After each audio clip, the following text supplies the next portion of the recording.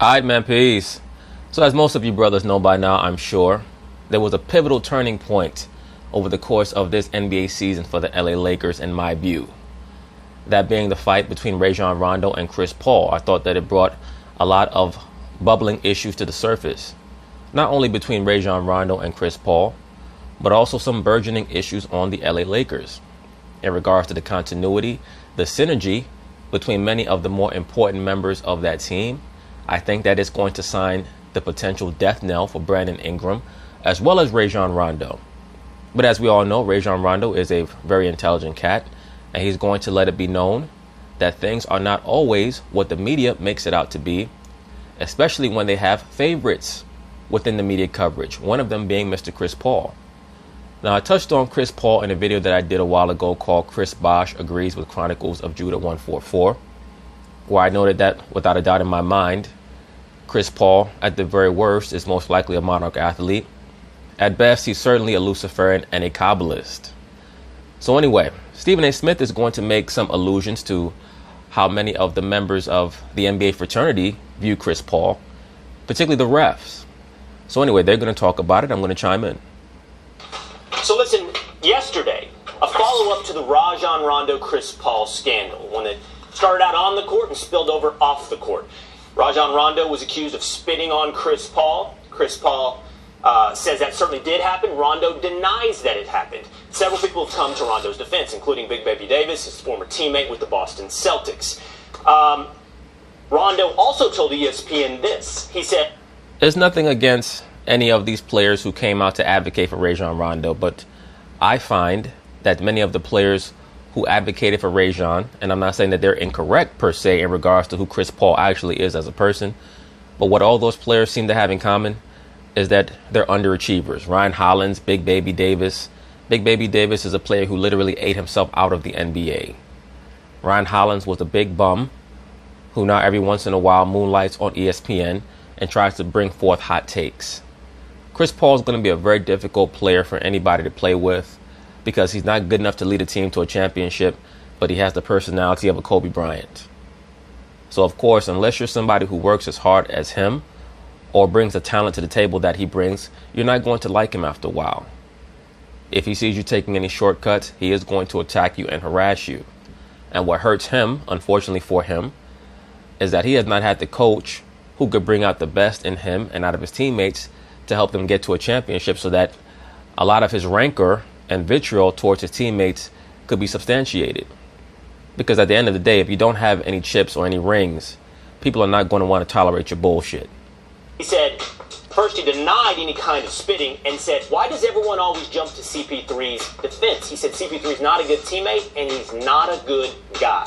Stephen A., does Rondo have a point? Well, he has a point in some people's eyes, not mine. And the reason why he doesn't have a point is because what Rondo said about CP3 has absolutely positively nothing to do with what we saw Saturday night.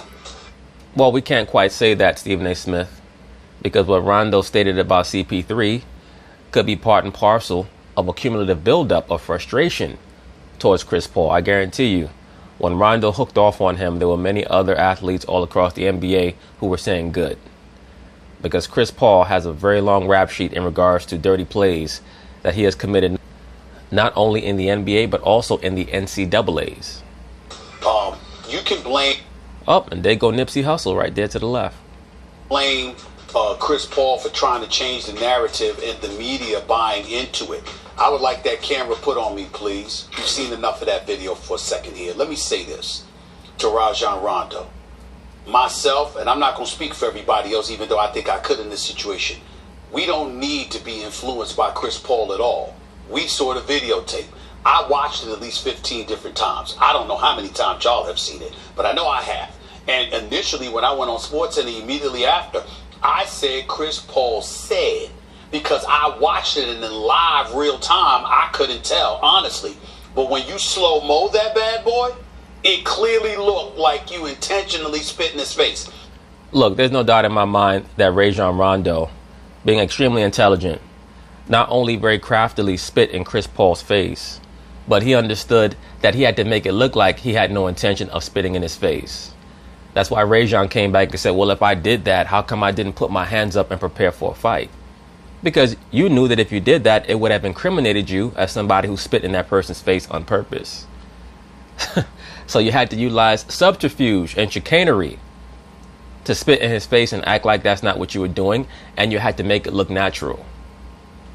Now, I've worn mouth guards before. My man Jalen Rose just said this morning he's worn mouth guards before. Other people have worn mouth guards before, and they argued on the court while wearing a mouth guard, and that's never happened where they end up looking, their head jerking forward, looking like they're intentionally spitting in somebody's face. And that's why I think Rondo is wrong here, because here's the bottom line: no matter what you say about Chris Paul, it doesn't justify what he did.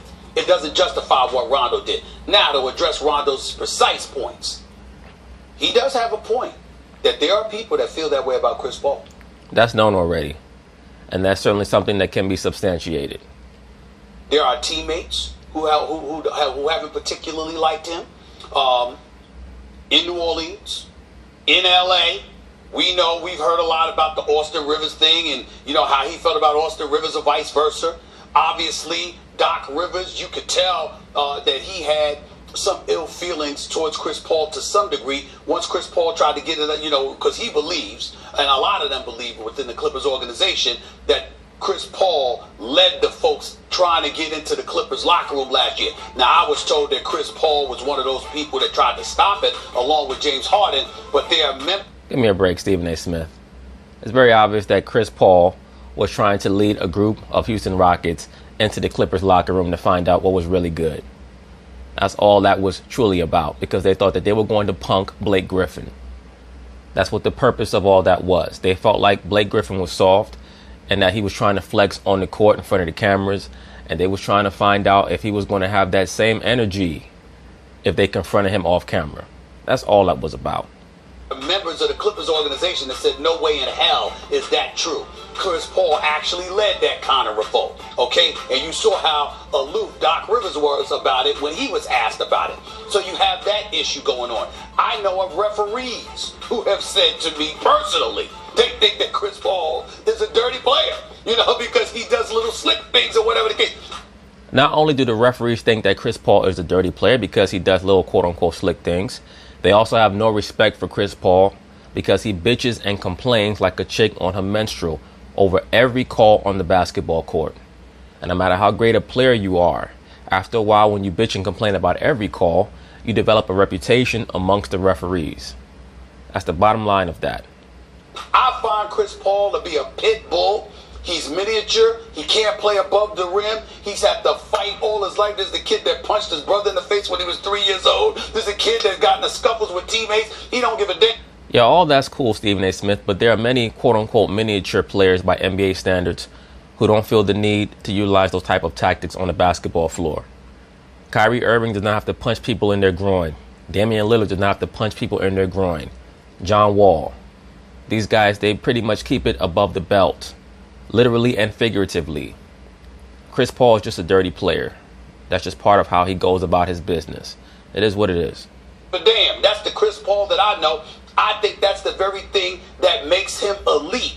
But it doesn't negate the fact that what Rondo said does have some credibility in terms of some people, not most, not all, but some people in the league feeling that way about Chris Paul. It's just that on this day, we don't want to hear that from Rondo, because that has nothing to do with you electing to spit in his face on national television. Well, I disagree with that, Stephen A. Smith. I think that does actually have something to do with him spitting in Chris Paul's face. Because if you're someone like a Rajon Rondo who believes that Chris Paul has gotten away for years with underhanded actions on the basketball floor, that might compel you to try something like that in turn and see if you can get away with it. I want to respond to what you just said first. Yes. Right about Rondo. Unless he didn't actually spit. Now, let me explain this to Rondo. This guy is such a frustrated lawyer. Rondo, okay? We all saw the video. It looks on the video, I mean, we've studied this like this Zapruder film, right? It looks on the video as though Rondo goes, actually, like projects something, and then Chris Paul goes like that. Right. And I forgot who already on social media did it like the Seinfeld episode, where they said there was a second spinner or something like that. It is like the Zapruder film. You see a shot taken and a guy react. Now, we know. They need to speak to Eric Gordon, because Eric Gordon was right there. And he had to have seen Rajon Rondo not only spit with his lips, but also there be a saliva projectile that came out of his mouth and hit Chris Paul in the face. Eric Gordon was looking directly at the whole interaction. We know from the Kobe Bryant, Matt Barnes, Kobe didn't flinch when he threw the ball in his face. Video can be deceiving. It's not with 100% certainty that we can say that maybe he was trying to spit somewhere else, or maybe it just came out juicy, right? And Chris Paul. What? Maybe it just came out juicy. The hell is this man talking about? Paul took it that way. I know when I saw it in real time and Chris Paul put his hands in his face like that, I literally had the thought in real time. Rondo either just said something like, what could elicit that? Saying something about someone's kids or something, or spitting on them? Because I couldn't think. I literally had the thought. And so. Well, here's my question for you, Max Kellerman. How could you literally have had the thought that when you saw Chris Paul put his hand in Rondo's face like that something must have happened in real time? In real time, the camera was not even on the two of them. The camera was actually at center court.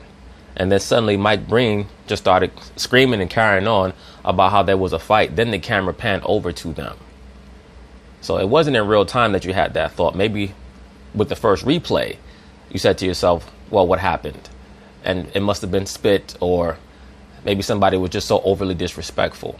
But Chris Paul had to come over to the announcer's table and say that Rajon Rondo had spit in his face. So it wasn't in real time that you thought that, because in real time, what happened to lead to the fight was not even on camera. And so it seems credible to me. Rondo's point is everyone just believes Chris Paul because he says it. They don't believe me. Rajon, I believe you if I sat down with Rondo and he said, I know what it looks like. I really didn't spit on the guy. Okay, I wouldn't think that's out of the realm of possibility. We don't believe Chris Paul because it's Chris Paul versus Rondo. We believe him because we saw the tape. We saw the video. That's why we believe him. That's number one. I agree with that, at least that assertion, that conclusion. I agree that we believe Chris Paul because we saw the video. I was not quite sure what happened, as I've already stated. To be quite frank with you, when Chris Paul first asserted that Rajon Rondo spit in his face, I thought that he was being delusional, because Chris Paul is one of those type of people who works himself up into such a lather, into such a fervor, that he starts to imagine people who did things to him that they did not even do. And his imagination could take him so far and beyond the realms of reality that he's somebody who might initiate some form of altercation or fisticuffs based off of something that did not even really occur. So I said to myself, we'll see what happens with the replay, because we live in a surveillance society. There are cameras everywhere. And lo and behold, the next day, it was shown that Rajon Rondo did indeed spit in his face. Number two. Remember when I asked you the other day, because you said there are guys around the league who don't want to play with LeBron. And I mentioned, hey, his reaction to Chris Paul. LeBron not being with his teammate, but kind of wrapping up Chris Paul, keeping him out of trouble. Could that have something to do with it? In other words, is that an example of LeBron is so kind of above the league, as is Chris Paul in certain ways? Let me just finish saying what I'm saying, and then. Right, but Max Kellerman, before you finish saying what you're saying, far too many people made a bigger deal than it actually was about LeBron James trying to restrain Chris Paul as opposed to trying to restrain Rajon Rondo. Chris Paul was directly in front of LeBron James. As we all know, they have far more history as friends and quasi-brothers than LeBron James has with Rajon. But even if they had no relationship, once again, Chris Paul was directly in front of him. And it's very, very common, especially in NBA fights, for the opposing teams to try to restrain the combatants from the other team. I just saw a replay of a fight that Charles Barkley and Charles Oakley had back in 1996, where Charles Barkley started swinging on Charles Oakley. Hakeem Olajuwon stepped in, and I believe it was Larry Johnson who tried to hold back Charles Barkley, and Larry Johnson played for the Knicks. So it happens all the time. It's really not that big of a deal. But it may be a bigger deal in the minds of LeBron's teammates, because we live in a social media world, and they're privy to a lot of outside conjecture that they would not have been privy to before. people trying to hit them up on Facebook and Instagram. What's up with LeBron? What's up with your boy? Trying to help out Chris Paul as opposed to Rajon Rondo. Things like that, sentiments like that may permeate their locker room more than things that are actually of substance or precedent. I'd like to hear the response. That other teammates are like, hold on, you can't have. I know you guys are family, you and Chris, basically, but in spite of that, it's us over here and them over there. Why are you with them? I think that this is interesting to me now, Stephen A., because obviously LeBron had to okay Rondo being on the team, and it's Rondo who's now in this beef with LeBron's boy. Right, but Rondo's not going to be with this team past this year. I mean, let's just be for real. He was meant to come onto the team to try to push Lonzo Ball. And either Lonzo Ball was going to show growth or he was going to sit his ass on the bench. Now, fortunately for Lonzo, he's shown growth. Now, will that growth result in him being the starting guard for the LA Lakers in the future? Or will that growth result in him being part of a trade package for an Anthony Davis or Bradley Beal or whoever? That's the only question at this point. First of all, P.J. Tucker came to Houston because he wanted to play with Chris Paul. Luke Mbah came to Houston because he wanted to play with Chris Paul. DeAndre Jordan wanted to come to Houston to play with Chris Paul. Now, Blake Griffin might not have been enthused about playing with Chris Paul, and there might have been a couple of others, and Austin Rivers might not have been depressed and ready to go into a psych ward or something like that for depression because Chris Paul left. You have some people who want to play with Chris Paul. You have some who don't. Well, Stephen A. Smith, what all those players who you claim want to play with Chris Paul have in common is that they all cannot create their own shot. And many of the players that you named, other than DeAndre Jordan, never played with him in the past. So sometimes when you're 30 years old or 31 years old, however old P.J. Tucker is, and you know where your bread is buttered, you're willing to deal with someone who may give you a hard time when you know that he's going to bring out the best in you. He's one of the last really pure point guards in the NBA. And he may add a few years onto your career as long as you do your job. So it's very difficult to compare and contrast exactly what the truth is based off of the names that you named. Marginal role players who need to have a pure point guard who can assist them in getting their own shot. But Rondo, once again, is not the one to make that argument because... And in regards to DeAndre Jordan, DeAndre may have just wanted to come play with Chris Paul because he knows that who else are you going to find who's going to help him get easy plays right at the rim? Because Rondo had issues in Dallas. He had issues in Chicago. There were people that said things about him too. And I love Rondo. Listen, I'm not trying to take sides here. Who cares? If you right, you right, you wrong, you wrong. What I want Rondo to understand is that there's no taking sides. Chris Paul didn't convince anybody to take his side. The video that we saw with our own 2 eyes is what convinced us to say, excuse me, that looks intentional. I'm on the air with Steve Harvey, for crying out loud. Steve Harvey, of all people. He's like, look, man. That man spit Chris Paul's face. I saw it. Everybody got eyes. But we have eyes, and we thought Kobe didn't flinch with the Matt Barnes. Video can sometimes be deceiving. Right, but in regards to that video, and a lot of people made a big deal about Kobe Bryant allegedly not flinching, but it was really because Matt Barnes was more to the side. When you watch the overhead angle, it was very obvious that the ball was right by Kobe's face. At the end of the day, who really cares?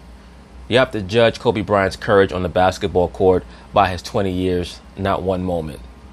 So the video did not lie in that case, and the video did not lie in this case either.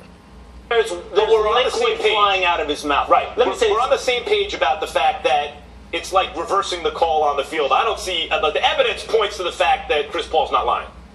I'm glad you brought up Rondo's past because he has no position talking about what kind of guy people are in locker rooms or on the floor. Whether or not I agree with that. And also keep in mind that Will Cain is a very avid Dallas Mavericks fan.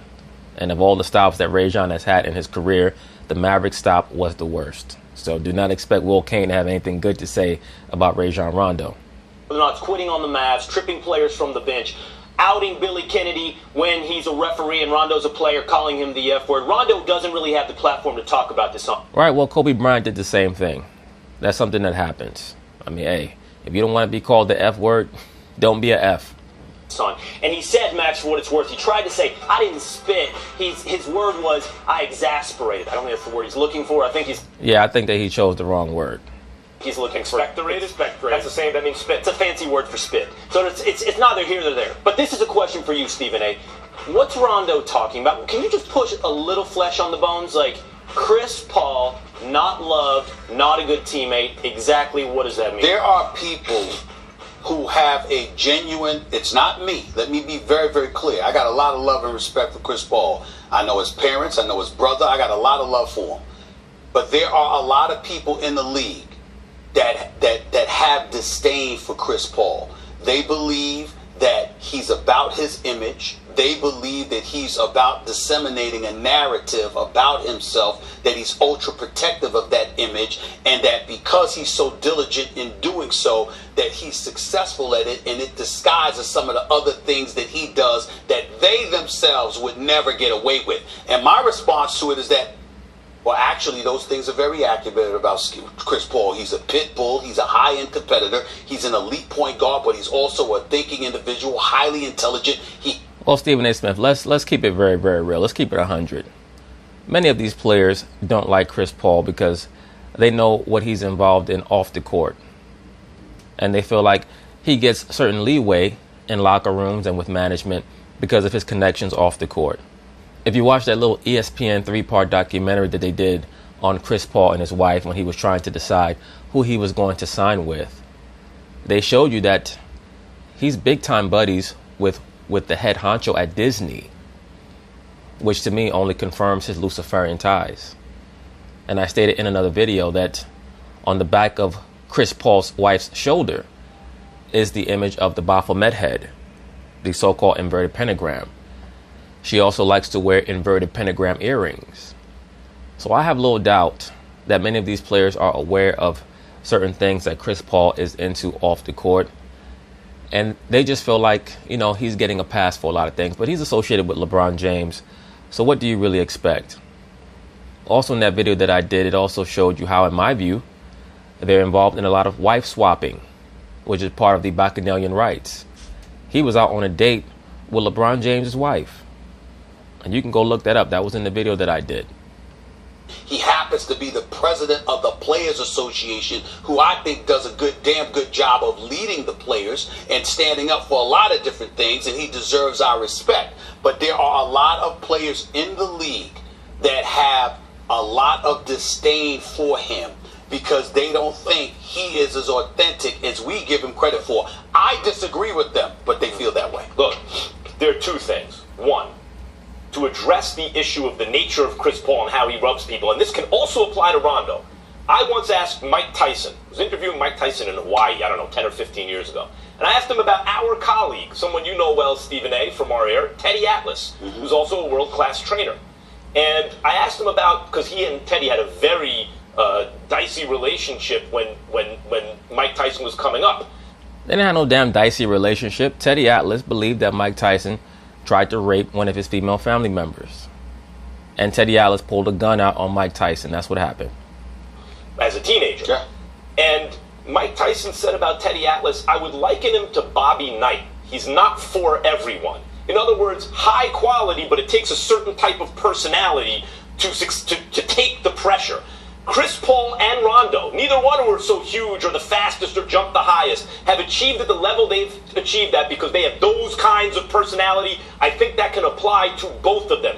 Super next level, like defectively competitive. That's why they're great players. And finally, the point about LeBron James that I was asking, I think there is a sense around the league that LeBron and Chris Paul and Dwayne Wade, there's like a cabal. Thank you, sir. That's the best point that you've made.